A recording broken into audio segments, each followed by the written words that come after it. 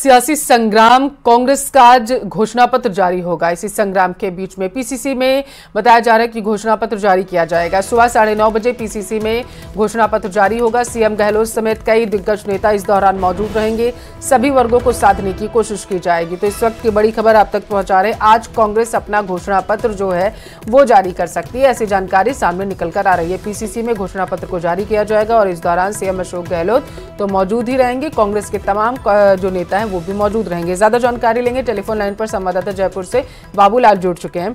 Babulal, time क्या रखा गया है घोषणा पत्र जारी करने का?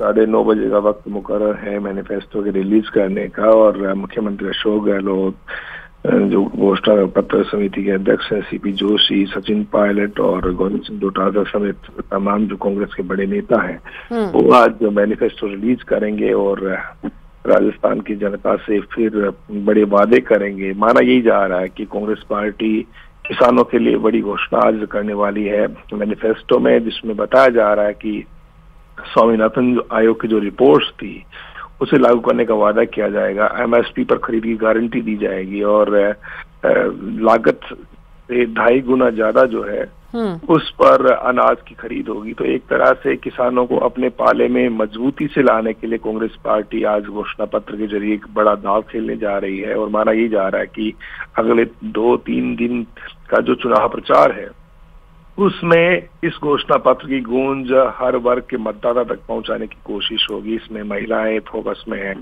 युवा है, किसान है, व्यापारी है, तमाम जो वर्ग हैं जो सरकार के साथ में जुड़े रहे हैं या कांग्रेस पार्टी का कोर वोट बैंक है, उसको घोषणा पत्र के जरिए साधने की एक कोशिश है। और बहुत कुछ और भी बड़ी घोषणाएं होंगी जिसमें डायरेक्ट बेनिफिट स्कीम्स जो है उन पर भी फोकस होगा। और क्या लगता है बाबूलाल, विशेष फोकस किस पे रहने वाला है घोषणा पत्र? महिलाओं के ऊपर भी ध्यान है, सबसे ज्यादा हो सकता है उनके लिए जो यात्रा होती है राजस्थान रोडवेज की बस में सफर उनका बिल्कुल मुक्त कर दिया जाए। किसानों के लिए मैंने जैसे कि बताया कि स्वामीनाथन आयोग को लागू जो रिपोर्ट्स थी उनको राजस्थान में लागू करने की बात यहाँ पर की जा सकती है। इसके अलावा इंफ्रास्ट्रक्चर की मजबूती के लिए नए रोजगार और आधारभूत संरचनाओं के विकास के लिए भी काफी कुछ नई चीजें कांग्रेस पार्टी आज कर सकती है। तो बड़ी घोषणाएं होंगी, लोक लुभावन होंगी और जो चुनाव में वोट दिला दे और जनता जिस पर एतबार कर सके ऐसी घोषणाएं अशोक गहलोत आज करने की कोशिश करेंगे, क्योंकि उनको लगता है कि माहौल ठीक है और ऐसे में उन्होंने बहुत होमवर्क किया है, बहुत इंतजार किया है, बहुत रिसर्च किया है। उसके बाद में घोषणा पत्र तैयार हुआ जिसे अब लेकर के आ रही कांग्रेस पार्टी। बहुत शुक्रिया बाबूलाल तमाम जानकारी के लिए।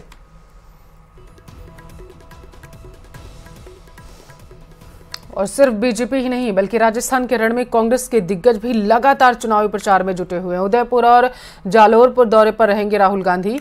बताया जा रहा है कि वल्लभनगर विधानसभा में कांग्रेस प्रत्याशियों की जनसभा को संबोधित करते हुए नजर आएंगे। 11 बजे शामिल होंगे जालोर में। दोपहर 1 बजे राहुल गांधी आकोली में चुनावी सभा को संबोधित करते हुए नजर आएंगे।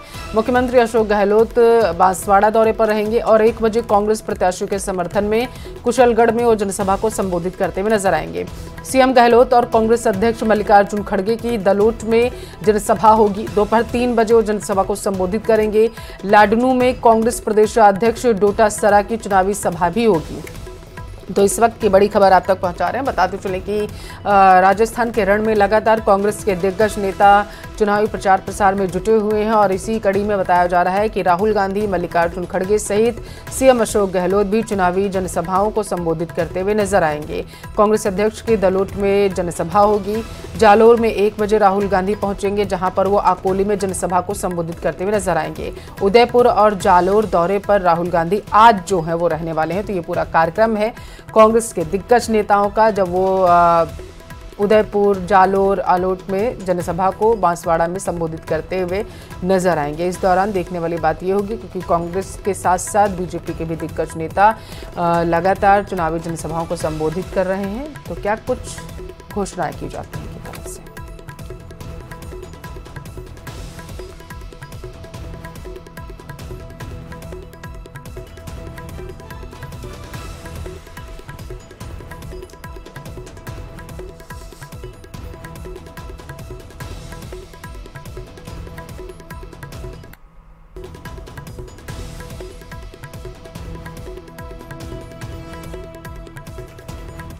अलवर के रामगढ़ विधानसभा से बीजेपी प्रत्याशी जय आहूजा के समर्थन में यूपी के सीएम योगी आदित्यनाथ बड़ौदा मेव में जनसभा को संबोधित किया है। इस दौरान योगी आदित्यनाथ ने कहा है कि भव्य राम मंदिर में आप सबका स्वागत है। इस दौरान योगी ने राजस्थान सरकार पर हमला बोलते हुए भ्रष्टाचार को लेकर जमकर हमला बोला। योगी आदित्यनाथ ने कहा कि बीजेपी सरकार सत्ता में आएगी तो इन सभी माफिया को उखाड़ फेंकेगी और महिला सुरक्षा को प्रमुखता से उठाया जाएगा। साथ ही सभी को सुरक्षित माहौल भी उपलब्ध कराया जाएगा।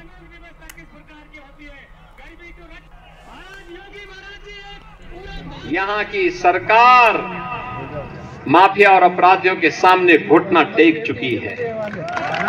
आज ये राजस्थान भ्रष्टाचार में नंबर 1 पर है, महिला अपराध में नंबर 1 पर है, साइबर अपराध में नंबर 1 पर है, बिजली की दरों के माध्यम से यहाँ की जनता पर कर ढाने में नंबर 1 पर है, डीजल पेट्रोल में वेट का दाम लेने में नंबर 1 पर है और महंगाई इंडेक्स में भी राजस्थान नंबर 1 पर है। चुनावों के करीब आने के साथ ही बूंदी में कांग्रेस और बीजेपी नेताओं के बीच जुबानी जंग का दौर शुरू हो चुका है।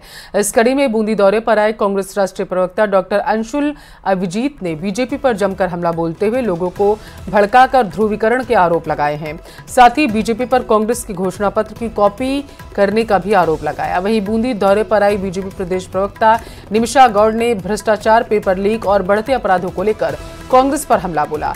चुनावी सीजन आते ही नेताओं में तीखी जुबानी जंग शुरू हो चुकी है।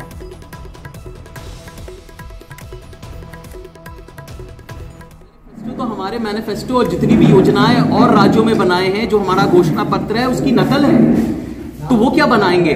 अगर वो गैस सिलेंडर की बात करते हैं तो भाई केंद्र सरकार ने इतना ऊंचा कर दिया है, उत्पाद शुल्क, पेट्रोल डीजल का, महंगाई इतनी ज्यादा है, कमर तोड़ महंगाई है, वो कितनी राहत देंगे? वो उनके वादे हमेशा झूठे होते हैं, खोखले होते हैं, कच्चे होते हैं। चुनाव को लेकर सभी प्रत्याशी प्रचार में जुटे हुए हैं और इसी के चलते मालपुरा से बीजेपी प्रत्याशी कन्हैयालाल चौधरी कभी पैदल तो कभी जेसीबी पर सवार होकर अपने पक्ष में समर्थन जुटा रहे। कन्हैयालाल चौधरी ग्रामीण इलाकों में बीजेपी सरकार के 10 साल के कार्यकाल और सरकार की योजनाओं के जरिए वोट मांग रहे हैं। इसी बीच कन्हैयालाल कांग्रेस सरकार पर भी लगातार पेपर लीक, भ्रष्टाचार, महिला अपराध को लेकर निशाना साध रहे हैं।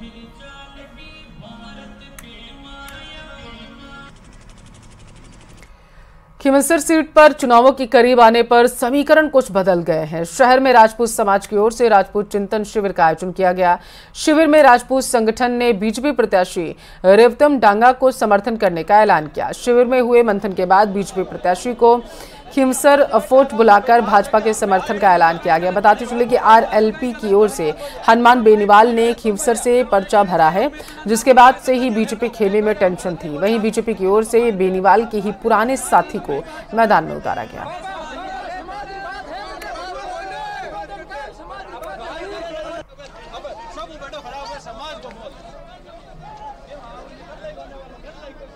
हमारे बीच में दरार डाल दी, पहले कहीं हो तो सब